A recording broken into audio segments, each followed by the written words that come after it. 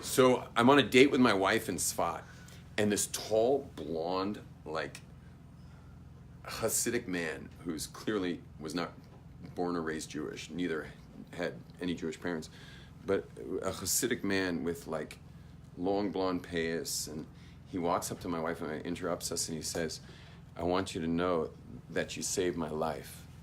And I was like, "I've never seen you before in my life. Like, I saved your life?"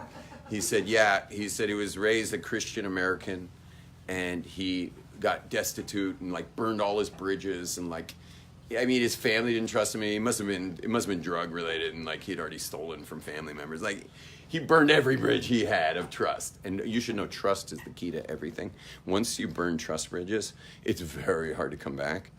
And that's why a lot of these places where kids at risk come, like the whole point there is to develop trust and trust and trust until they can get their trust back. And this is also very important for parents, is never let your kids know they did something wrong. Never let your kids know that. Keep it as good a secret as you can. And I feel so bad for kids who have bad machanchim or bad administrators of the schools, which they're called min ha'hel, the guy from hell, yeah, or min ha'heles, yeah. So anyway, some of these hellish people, they like to call the parents and say, "Oh, your kid's busted, man. Come on in. We got your kid in the office here," and everything, you know. In Yerushalayim, the min ha'hel once called me about something my kid did. And he calls me, and I'm like, "Okay, great. What'd you do to him?" He says, "He doesn't know I know this." And I said, "What do you mean?" He says, "We're not going to let him know we know he did this. And don't you let him know. Keep him at tzaddik in everyone's eyes." You want to always be at tzaddik in everyone's eyes. You want your kids to be at tzaddik in everyone's eyes, even if they're living a double life. Yeah, until it's time to finally get real with them, let them at least hold one side that's good in the eyes of others. It's really, really, really important to have that tzaddik in the eyes of people. You know, I over the years, before all you FFBs came to the outreach community, back when there used to be Bali Tshuva coming around. So in those days, meaning this whole room would be like stuffed with people who didn't know Aleph Bet. But yet they're already ne'emanim in kashrus, because they got it. Like, they got it. They don't know what to do yet. They don't know which arm to put their tefillin on. But they got it, and they're in. And they really are in. You can meet them today, like 20, 30 years later, and they're like totally frum and like marrying off kids and like, you know, amazing people. So I used to, once in a while, tell some of my students back then, I used to say, "Do you know why you're frum today?" And he's like, "Well, not really." And I said, meaning people were close to me, and I said, "The reason you're frum today is because I always treated you as if you were. Because I know what you were up to for about a half a year when you got to Asia Torah. I know everything you were up to." I told him just for fun, meaning now it's like 10 years later. And he's like, "What do you know?" And I told him he's got a gambling ring. And he was smoking on Shabbos. And that he was thising and he was that. He was doing all kinds of crazy stuff. And I said, "I'm just going to treat you like you're the holiest man I ever met. And you stayed long enough that you just start getting traction. You start getting traction with that.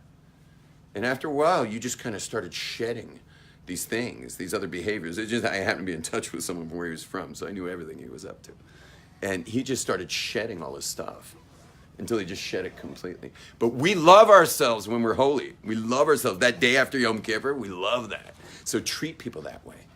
Treat people that way and be with them a lot. And be with them. Be with them a lot. People who are needing your help, be with them a lot, such that you're outdoing the people who are not so good for them, until they just start to love that side of them so much that they shed the side that brings the negative feelings. Because whenever we're not good, it comes with a price. And the price is negative emotion.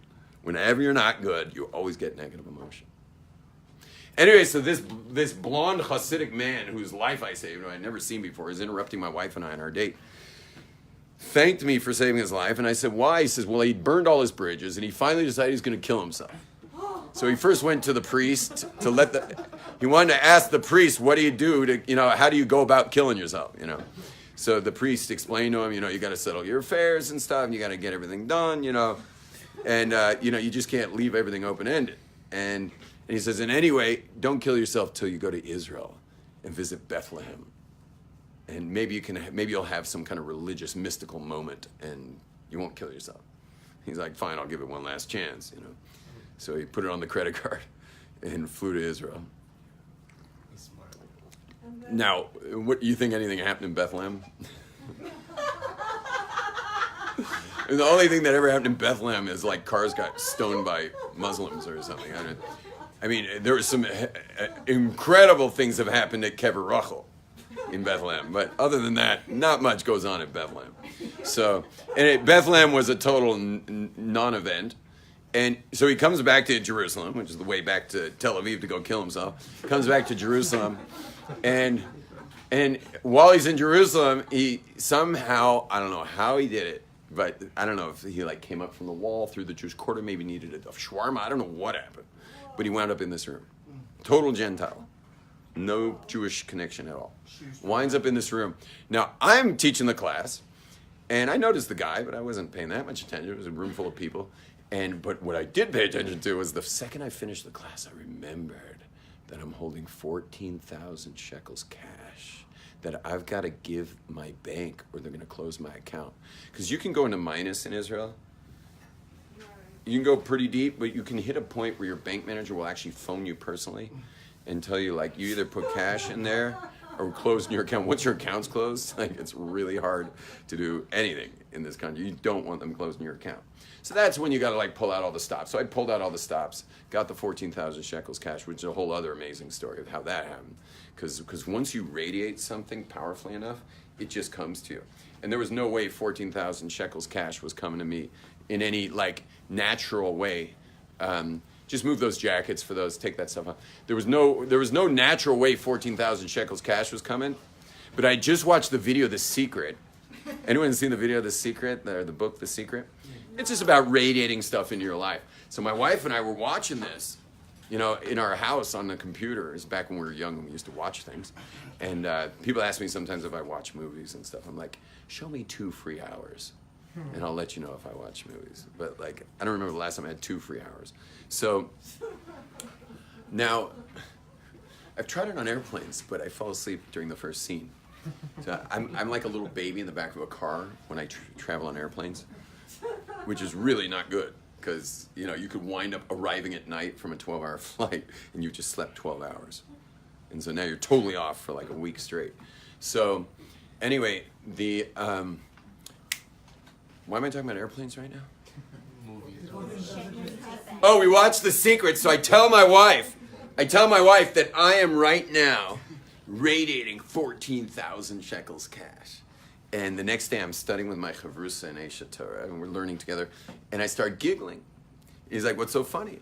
And I said to him, he didn't know what radiating money was, but I said, if you're gonna radiate 14,000 shekels cash, don't go to a yeshiva to study. Find somewhere else to go that maybe give God a chance, man.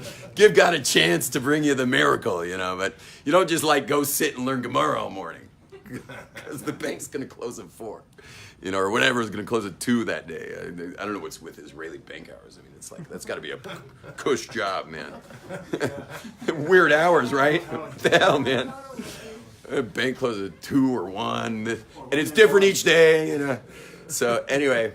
So I started giggling, and I explained to him what radiating was. Meanwhile, this guy's tapped me on the shoulder. This guy who sits behind me forever. So I said, what's up? He says, this morning I wake up and I realized that you had counseled my father half a year ago, and he left me a check for you. Very wealthy father. He left me a check for you. I put it in my dormitory drawer.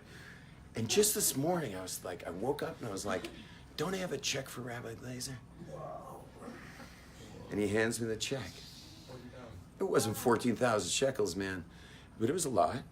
And the rest of the day just kept going like that until I was holding 14,000 shekels cash. So I go to the class. I teach in this class. I got this big blonde guy who's on his way out, as you know. And at the end of the class, I'm like, I forgot about the bank manager. I totally forgot about the guy. which is par for the course for me. So I can't remember this guy, and that I got to go to the bank. But I remember at the end of class, I'm like, oh man, how am I going to do this? Because I had to teach another class. And then the bank was closing on the hour that class ended. I had to go to the other building and teach a shiur. So I look around the classroom and I'm like, everyone's Jewish. They're all here to learn.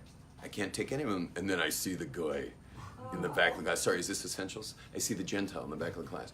And I'm like, excuse me, can we speak after class? And he's like, no problem. So I take this guy aside outside, right in the lobby here, and I'm just like, listen, this is 14,000 shekels cash. Just keep it in the envelope. Take it to King George Street to Bank Poalim. There's a spot right there for you in the corner. Take it to Bank Poalim. Here's my account number. I wrote my account number in the envelope, wrote my name down, and I sent him off to the bank. I went and teach my shiur. I never thought about it again. I figured as long as my bank manager didn't call me, everything's good. And I never heard back from the bank manager. So 10 years later, 14, I don't know how many years later, I'm on this date with my wife, and this blonde chassid pulls me aside to tell me the story that he was walking to the bank with 14,000 shekels cash. The person who handed it to him doesn't even know who he is. All he knows is that he's been trusted by this rabbi. And from there, he rebuilt his life. And he had his God experience.